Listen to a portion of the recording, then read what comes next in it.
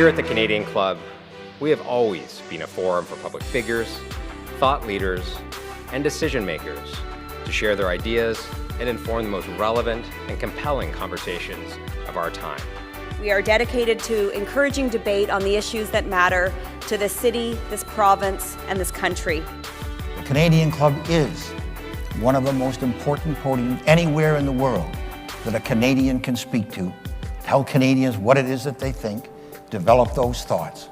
And so I want to thank you for that very, very much. Please join me in thanking our esteemed panelists today. Through our programs and events, including our youth and young leaders programs, our diversity partnerships, our joint events, and our media and social media opportunities, we offer you access to dynamic political, social, and business figures from abroad and right here at home. The platform from which the eloquence of Canada has flowed all of that time, whether it be business, education, politics, sports, arts, and culture.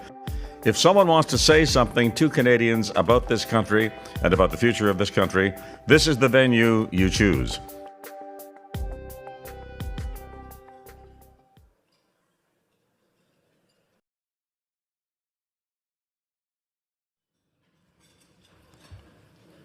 Hi. How are y'all doing? Everyone enjoy lunch? Catch up with each other? Great. Fantastic. In case you missed it, I'm Melanie Griffith, once again. I appreciate those of us who are joining online, and a special thanks to our AV services from Van Valkenburg Communications and livemedia.ca. We also appreciate the generous sponsorship provided by TD Bank Group. Thank you for helping us to make this event possible, as well as our season sponsor, Canadian Bankers Association, and for its continued support, your continued support. Our club is grateful for the season-long partnership with Canada's Forest Trust, an ESG company planting smart forests to take action on climate change. The Trust's efforts have helped us reduce our carbon footprint this season, and we are thrilled to have Air Canada, our official airline, as a sponsor. We can agree that these are tumultuous times. Whether it's the economy, the environment, technology, or politics, disruption seems to be a common theme. What do these shifts mean for the shared future of our closest neighbor? The U.S. ambassador brings a lot of experience and insights to share. What questions do you have for him? Please use the Q&A cards on your table, old school paper and pen. We will collect them and share them with Rita, who will be moderating the discussion. For those joining online, please hit the question button on the right-hand side of your screen at any time during the broadcast. And now it's my pleasure to introduce our speaker. Before his ambassadorial, that's a word right there, appointment by President Joseph Biden, David L. Cohen served as senior advisor to the CEO at Comcast Corporation. He was previously senior executive vice president at Comcast, where he led a large, complex portfolio, including corporate communications, legal affairs, corporate administration, and chief diversity officer. Before joining Comcast in 2002, the U.S. ambassador to Canada served as a partner and the chairman of Ballard, Spahr, Andrews, and Ingersoll LLP, one of the 100 largest law firms in the country. And for a 5-year period, beginning in 1992, the New York native served as chief of staff to the mayor of Philadelphia. My first question, of course, is how do you pick who you root for team-wise when you are a New Yorker working for the mayor of Philadelphia? But I'm sure he will address that later. Mr. Cohen has served on many nonprofit boards. The list is very long, so let me just highlight a few.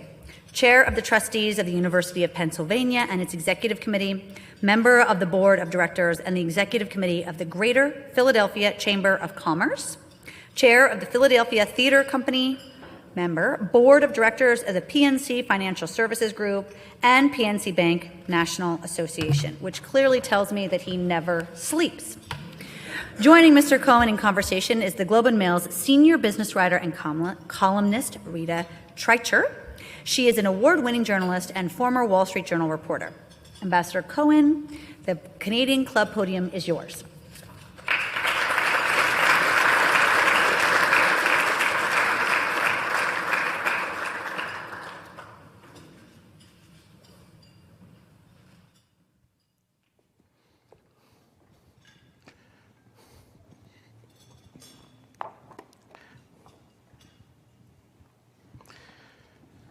So thanks very much, Melanie, and thanks very much all of you for joining us here today. I will tell you that in my recollection, I think the very first invitation I received from a Canadian entity, which was about 2 months before I was confirmed as U.S. Ambassador, was from the Canadian Club. And so it took a while to get me here, but it wasn't because I was trying to avoid you. It was just the perils of scheduling. But I also understand that it's been 8 years since a U.S. ambassador has spoken to the Canadian Club, and so I'm really happy to be back as an institution as well. This is my 14th visit to Toronto. If Susan Crystal sighed when I said that, it's understandable, because when I show up, it puts a lot of pressure on my people in any city. And that means that I have visited Toronto more than any city in Canada other than Ottawa. And and there is a little bit of a competition. It's mostly between Toronto and Montreal as to who gets me the most times. But Toronto is pulled ahead by 2 or 3 visits at this point. So when I agreed to serve as President Biden's representative to Canada, I wanted very much to make sure that I got out of the Ottawa bubble and traveled throughout Canada to meet with Canadians from coast to coast to coast and beyond. As one experienced diplomatic friend advised me, I always need to remember that President Biden appointed me to be the U.S. ambassador to Canada, not the U.S. ambassador to Ottawa. And it's easy to get seduced into just staying in Ottawa. It's a nice city, it's comfortable, it's populated with a lot of people who are like the people I'm used to hanging around. It's very much in my comfort zone. But over the past year and a half, I have traveled, the team tells me, more than 54,000 miles. I've been in Canada long enough. I know I need to translate that into kilometers. So that's 88,000 kilometers throughout Canada. My travels have given me the opportunity to attend literally hundreds of meetings and events and see and meet with thousands of people from all walks of life and where they live, in their places of business, in their local hotels, in their local social clubs, in their living rooms, and even in their local hockey arenas. In southern Ontario, by way of example, I visited Windsor to tour the Gordie Howe Bridge and visited sites in Chatham, Kent, and the Niagara region that showcase the Underground Railroad and illustrate the deep roots of our shared history. I have a particular fascination about Harriet Tubman, who, of course, toward the end of her career, called Canada home, but for a big part of her career called Philadelphia home because of the presence of Quakers in Philadelphia. And so that's just one example of a shared history between my hometown of Philadelphia and Canada. I've also visited the Toronto Stock Exchange and met with large and small businesses throughout Ontario. I've engaged with community groups and Indigenous peoples. Throughout my travels, I've seen countless examples of the shared values and the cross-border friendships that bind us together. Even at this reception, I've run into 4 or 5 people who are talking to me about their shared values and relationships that they have between Canada and the United States, including Melanie, just by way of example. So it's amazing how close these relationships are on a consistent basis. One of my top priorities as U.S. Ambassador to Canada, and one of the top priorities of the Biden-Harris administration, has been rebuilding the close relationship between the United States and Canada and restoring the trust that used to exist between Canada and the United States. I am pleased to say that the state of our country's relationship is truly excellent. President Biden's extraordinary visit to Canada in March illustrated the strength of the relationship and the closeness of our partnership. In the President's address to Parliament, he spoke about what the future holds for our relationship, and he said, and I'm quoting here, "It's a future built on shared prosperity, where Canada and the United States continue to anchor the most competitive, prosperous, and resilient economic region in the world." And in one sentence, that's about as good a definition of what the United States and Canada stand for. Furthermore, in their closing joint statement, President Biden and Prime Minister Trudeau pledged to work together to deepen our economic integration and create good jobs while catalyzing clean energy. Last year, President Biden signed the Inflation Reduction Act, or as we call it, the IRA. The IRA contains the biggest investment in history to curb emissions, promote clean energy technologies, advance environmental justice, and bolster climate adaptation efforts. Importantly, these incentive-laden programs will help to build integrated supply chains and make North America more competitive. The IRA and other programs under the umbrella of the IRA create incredible opportunities for the United States and for Canada and Mexico to open new avenues for trade and manufacturing in clean energy and to strengthen regional supply chains, which are the lifeblood of our economies. As President Biden said in Ottawa, the United States chooses to link our future with Canada because we know that we'll find no better partner, no more valuable ally, and no more steady friend.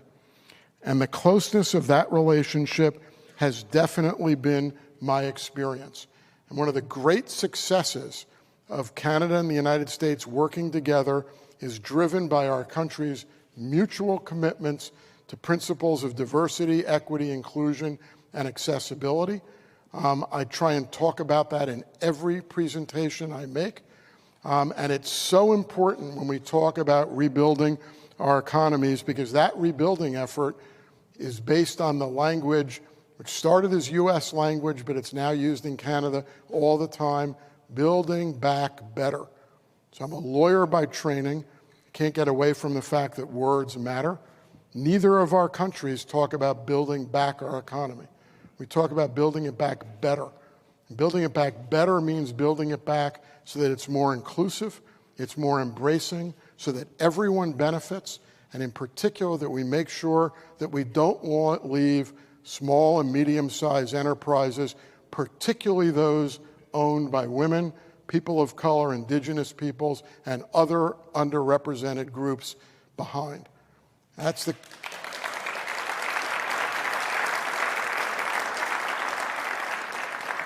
that's the commitment that the United States has. We've made it a passion for the United States Embassy and our 7 consulates across Canada, but it's also a passion and a commitment for Prime Minister Trudeau and Canada, and I really believe that it's that value, it's that mutual commitment that helps to bind us together and that, quite frankly, makes irrelevant all of the squabbles that we might have around particular trade issues. So I appreciate very much the opportunity to come and speak to this group. I'm sort of looking around this room. I think this is the 3rd time I've spoken in this room. We should start counting that up too. But it is always a pleasure to be in Toronto, and I'm particularly happy that we have finally been able to arrange an appearance for me in front of this group. So thanks for the invitation, and I look forward to your questions and our conversation.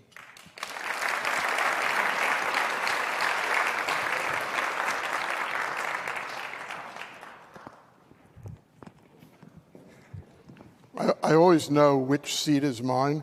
It's the one with the Diet Coke. Although I learned today that if Melanie were up here, there might be 2 Diet Cokes there, and then I wouldn't know what seat was mine. Okay. Ambassador, Thank you for being with us today. I have a lot of questions for you. I'm sure everyone in the audience has questions for you as well. So no one has to be anywhere before 7 o'clock tonight, right? Well, we'll try to get to as many of them as possible. So when President Joe Biden visited Canada in March, and as you pointed out, he touted the strength of Canada-U.S. relations. But as you noted, there are squabbles and points of friction, and some of them include things such as dairy, softwood lumber, Enbridge's Line 5, and even incentives offered under the Inflation Reduction Act. You yourself were quoted as saying that Canada initially threw a, quote, hissy fit over EV credits. Has the bilateral relationship really improved since the days of President Trump? And are we likely to see the resolution of these trade disputes anytime soon?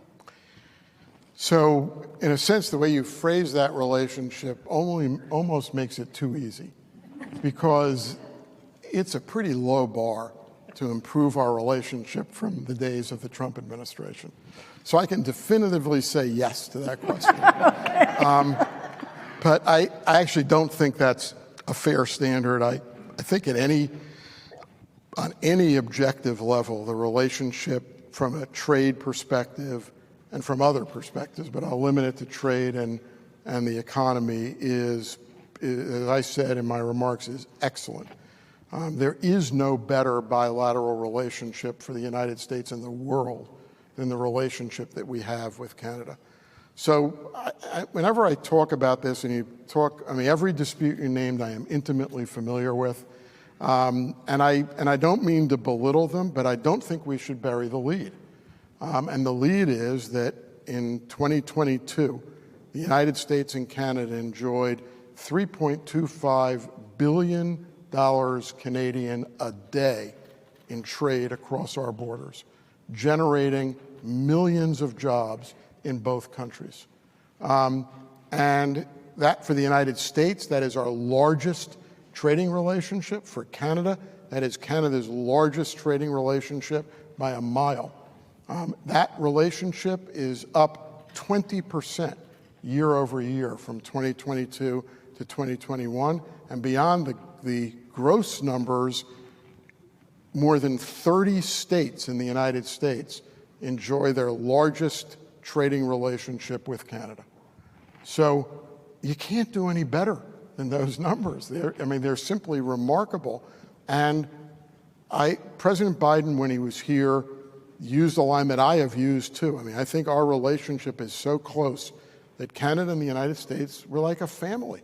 We're not like two countries. We don't treat each other the same way we treat any other country, even our other close allies in the world. We're like a family. But I ask you all to think about your families. Do you agree on everything all the time? Of course not. There are disagreements within the family. And what signifies the strength of the family relationship is how you deal with those differences. Do you approach them civilly? Do you try and reach compromises? Do you try to work together? Do you not lose sight of the overall value of the family unit and the family relationship? And that's the story of the United States-Canada relationship. We have our differences. Look, the EV battery dispute is an example. We had a difference. Canada was not happy about the direction of something. My team would prefer that I don't use the word hissy fit again, but they were not happy. So what did we do? We met, we talked. Canada did an excellent job making its case. We talked and we solved the problem. That's what the U.S.-Canada relationship is all about. Okay. On January 5th, President Biden tweeted, "Let's make 2023 the year of buying American." And so for Canadians, the concept of buying American can feel protectionist. What is your response to that criticism? So this is a sitting down conversation, but I had the opportunity to give a fairly comprehensive speech on this subject, which included my 9 reasons why Buy American is not protectionist. So I'm not going to repeat all 9 of those reasons for you.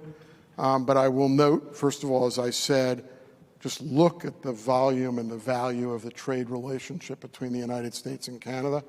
Those numbers that I gave you, $3.25 billion a day, largest trade relationship for more than 30 states, a growing relationship. They don't sound very protectionist to me. It's not, that would not be the way you would define a protectionist relationship.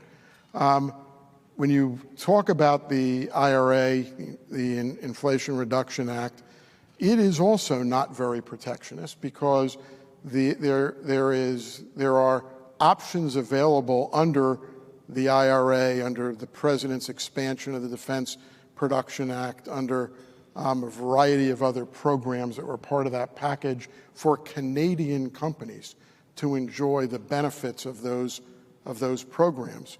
One of my favorite examples, and it's only one example, is a company called Li-Cycle. It's a Canadian company located in Hampton.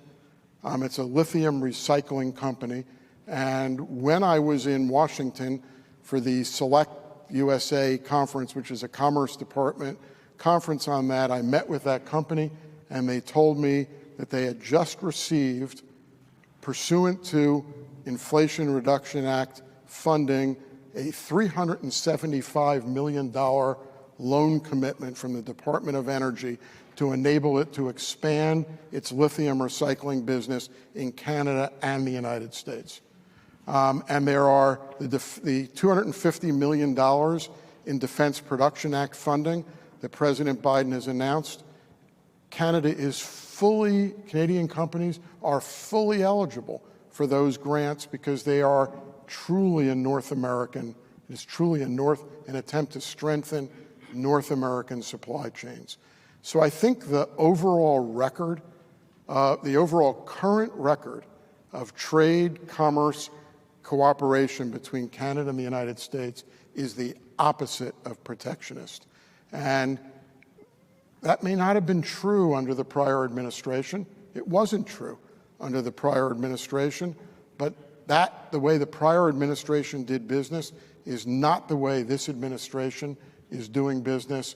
And I think we embrace Canada as our most important trading partner, our most important ally, as the president said in the quote that I read. And I think that that's important. All that said, I shouldn't have ended with this. I should have started with it. I mean, let's understand that Buy American provisions in federal procurement law, and that's all the president was talking about in that tweet, were federal government procurements.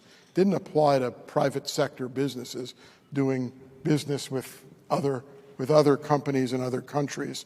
Let's understand that it is a fairly common element of federal procurement laws and regulations to favor host country companies. Canada has the same provisions. And I'll give you a recent example. When it came to purchase of pandemic supplies and pandemic remediation efforts, Canada invoked those Buy Canada provisions to exclude United States companies from selling personal protective equipment and other tools of fighting the pandemic in Canada. And there was a good reason for that, because Canada wanted and needed to stimulate Canadian companies to engage, to invest, and to work hard to provide that equipment. And so they afforded those companies a little bit of protection from American competition. The world didn't hiss and boo and say, oh my God, what is Canada doing? It is just a normal and customary way in unusual circumstances to stimulate your host country's businesses. It's not protectionist. There's a difference between protectionism and economy building in your own country and in your own continent. Okay, I appreciate your transparency. I should let the audience know that your team said that I could ask you anything. I love Americans for this because they mean it when they say that. I'm going to pivot and ask you about bank mergers in the United States. So in 2021, President Biden signed an executive order promoting competition in the American economy and asked federal agencies to increase their scrutiny of big bank mergers. And we just saw JP Morgan Chase, America's largest bank, pick up assets from First Republic. Of course, that was due to the banking crisis. But TD Bank's proposed acquisition of First Horizon fell apart after considerable delay. What should we make of the failure of TD's deal? And are there Canadian banks also likely to face more regulatory risk if they pursue deals in the United States? So this is a place where I have to remind everyone that I'm the U.S. ambassador to Canada. I'm not an economist. I no longer am actively practicing antitrust law and competition policy. But I bring some biases to the table. I don't believe that big is bad or big is necessarily bad. I spent my entire career advocating for less blunt judgments about combinations and competition policy, and I'm not really going to change that. I don't think Joe Biden was changing that with his statement. I think what he was saying was that he wanted his FTC, FCC, bank regulators to scrutinize combinations that would create large players to make sure that consumer interests would be protected, that the competitive benefits of those transactions would outweigh the competitive disadvantages of it. And depending on the administration, the scrutiny may be more strict or less strict. That's one of the rhythms of American politics and American government. As somebody who was a senior executive in a very large company that was very active in the merger and acquisition space for 20 years, I've lived through both of those structures of places where administrations applied a lot of scrutiny to those deals and places where it was administrations where it was a little easier to get them approved. And what I've learned is that if you can make the case for the consumer benefit of a transaction, it shouldn't matter who the administration is. And I believe that's the right answer. I believe that you have to look at individual transactions on their merits. You have to look at it through the lens of whether you're doing something that is good for consumers. Every transaction is not the same. Every industry is not the same. As you said, in dealing with the banking industry, there's just no doubt about how much bigger banks have become in both Canada and the United States, maybe more in Canada than in the United States, but I think that's happened because of the exigencies of the banking industry and looking out for how we're going to best protect the public and the integrity of our banking system. So I don't think Canadian companies need to cross the United States off their list for places where they can do deals and acquisitions. I think depending on the administration, you may have to be prepared to make a more compelling case than you might have to make in another administration. And I think that's okay. I think that's the way our competition policy should be handled. Okay, given your previously held roles at Comcast, let me ask you about telecommunications, which is another protected sector here in Canada. We just had a transformative deal with Rogers acquiring Shaw Communications. That deal has recently closed. From the American perspective, should Canada lift the foreign investment restrictions for large telecoms to create more competition? And would U.S. telcos be interested acquirers? So again, I have to go back to my line. I'm the U.S. ambassador to Canada, and there's actually a further refinement on that, which is that the conflict of interest rules in State Department and for ambassadors are very, very strict. And I have relatively few restrictions, but commenting on that question, I fear goes a little bit too close to the line because of potential. Trust me, I'm not forecasting anything here because I don't know. I don't have any current relationship with Comcast, but I think it comes too close to the line because it arguably could be in Comcast's interest to have a better opportunity to acquire assets in Canada than in the United States. So I obviously pay attention to telecom in Canada. You can't spend 20 years in the industry and just ignore it when you wake up in the morning. But my primary interaction with telecom, my primary interaction with Rogers and Shaw and Bell in the last 19 months has been as a customer and not as a corporate entity or a commentator on that work. And I will say, and your people report this as well, that you called the telecom industry protected in Canada. I'm not sure they would agree with that, but clearly there's a lot of size that has been permitted to develop over time in the telecom industry in Canada. And I will tell you, as a consumer, I think the service delivered in Canada is excellent. I'm a Bell and Rogers customer, and very satisfied with the service that I receive. And you can laugh and say that, but that's what competition policy should be all about. Is the company, when it gets bigger, is it delivering a quality service to consumers? And if it's not, that's a reason to question whether it makes sense to permit this to occur.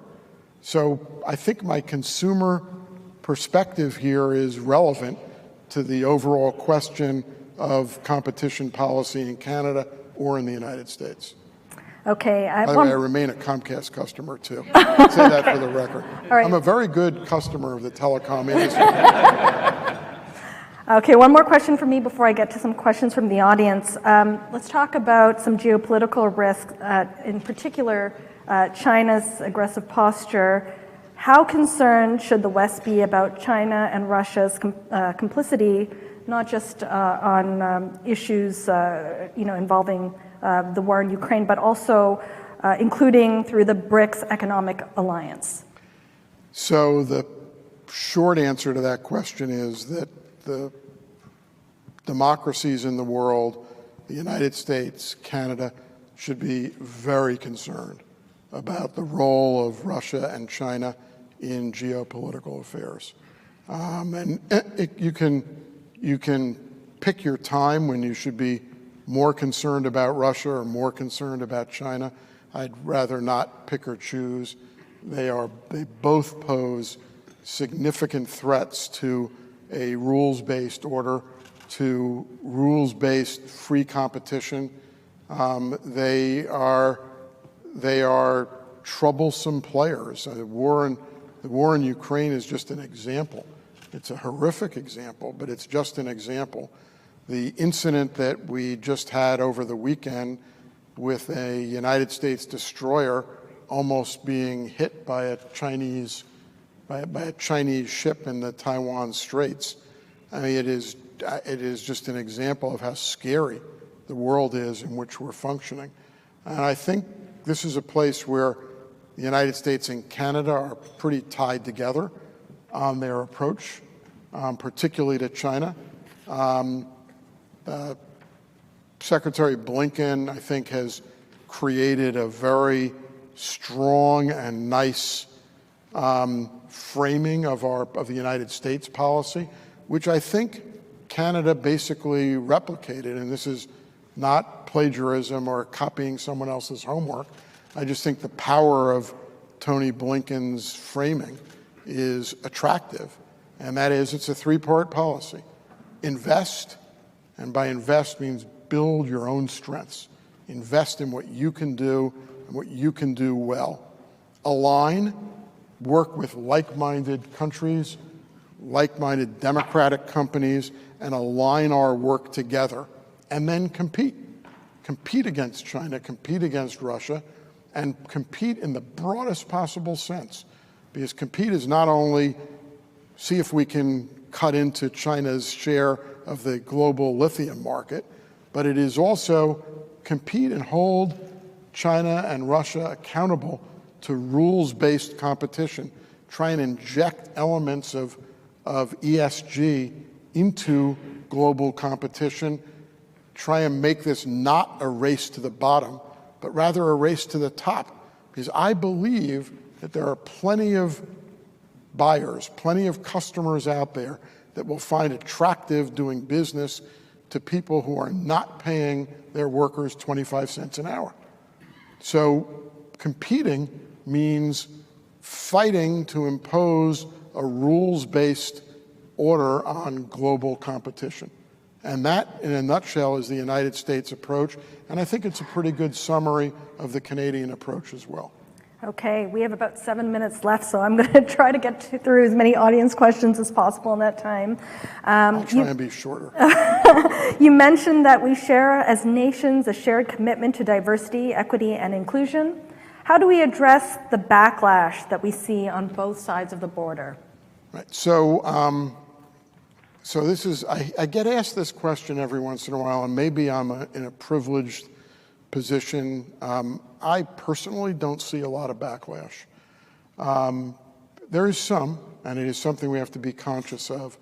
But as business people, if I can speak to the business people in this room, sometimes we have to be leaders. We have to do the right thing for society, the right thing for our companies.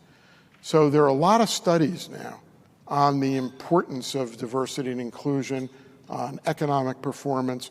One of my favorites is a Citigroup study which concluded that since 2000, the United States economy has lost $16 trillion, the GDP has lost $16 trillion because of discrimination against what we would call African Americans in the United States, against blacks.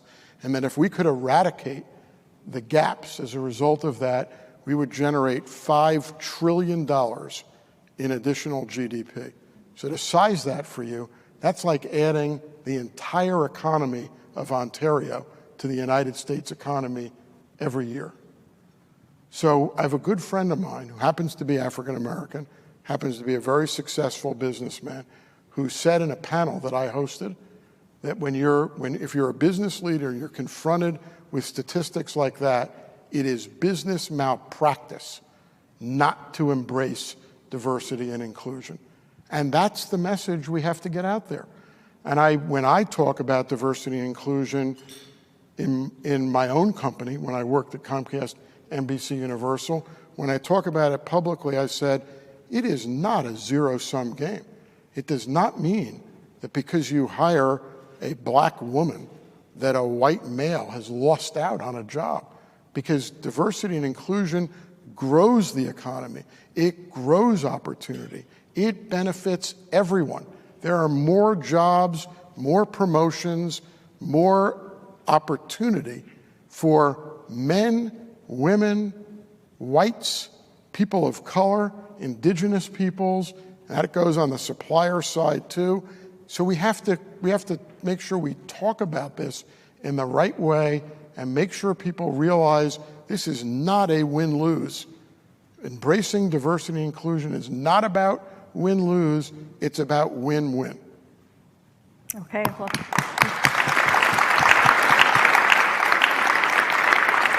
Thank you for outlining the collective cost to society of systemic discrimination. That's a really important point.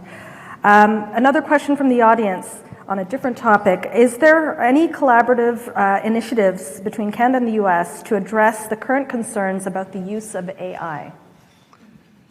So the best answer to that question is they're coming. So the use of AI is obviously a very hot topic in the last few months, maybe. And there is a lot of collaborative efforts being talked about as to how we would work together to make sure we harness the advantages of AI, but also make sure we manage the downsides of AI. It's interesting, I think an important part of this discussion will be disinformation as well, because AI used in certain ways I think poses a tremendous risk for the spread of disinformation. So it's another example of the need for collaborative efforts in that space. Okay, my son asked the ChatGPT to write a Rita Tritcher article. It was terrible, terrible. Okay, we just have I have to do just one quick funny story, which is in the State Department, there's a very formalized evaluation process. It's called the EER process, and you have to write these space-limited, and sometimes, or many people think that to write a good or a bad EER about somebody, that there are things you have to say and do this in a particular way. So I sort of hate the formality of the process, in case you can't tell. But we had someone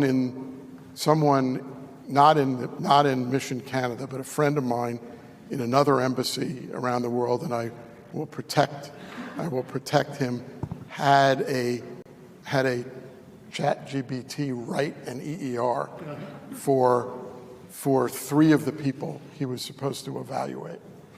And he said they were 100% unusable. He goes, they were exactly what the State Department was looking for. It's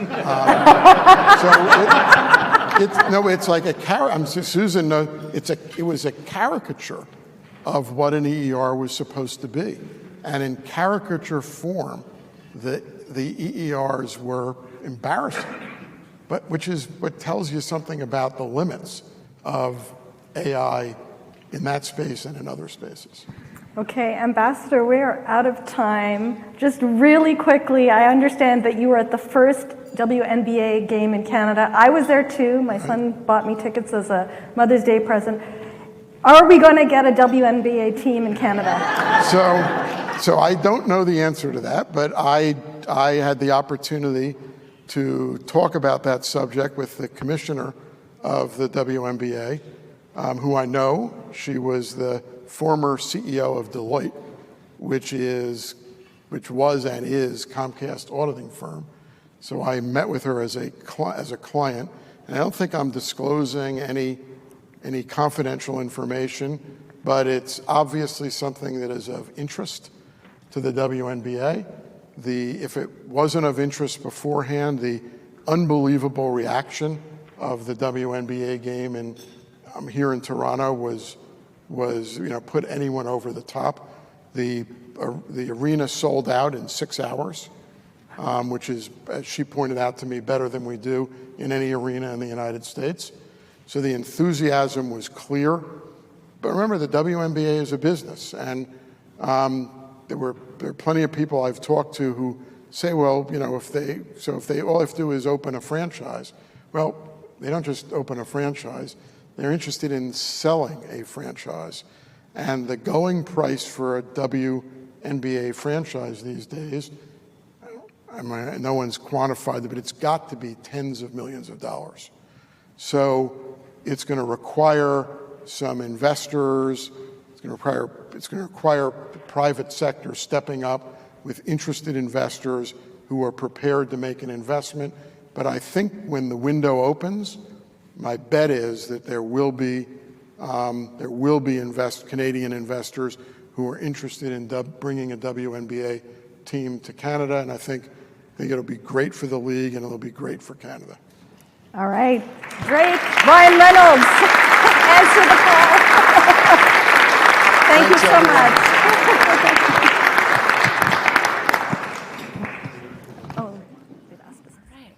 Okay. Mr. Ambassador, on behalf of the Canadian Club members and guests, I want to thank you for your inspirational and very honest message and answers, and all about the hopeful future of the U.S.-Canadian relationship. We appreciate the details you shared. We're excited to see the continuing positive results of what it means to build back better together. We wish you continued success in your ambassadorial role. And to you, Rita, thank you. We really appreciate your masterful facilitation of our conversation today. Before we conclude,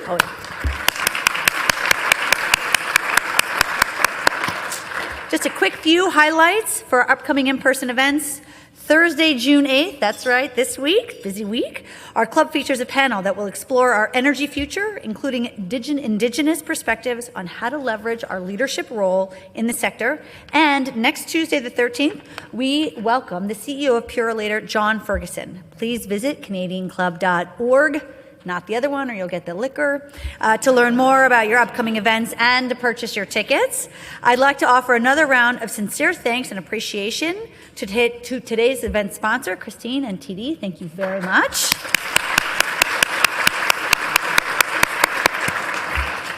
Thank you all for joining today. Have a wonderful rest of your day and your week. Take care.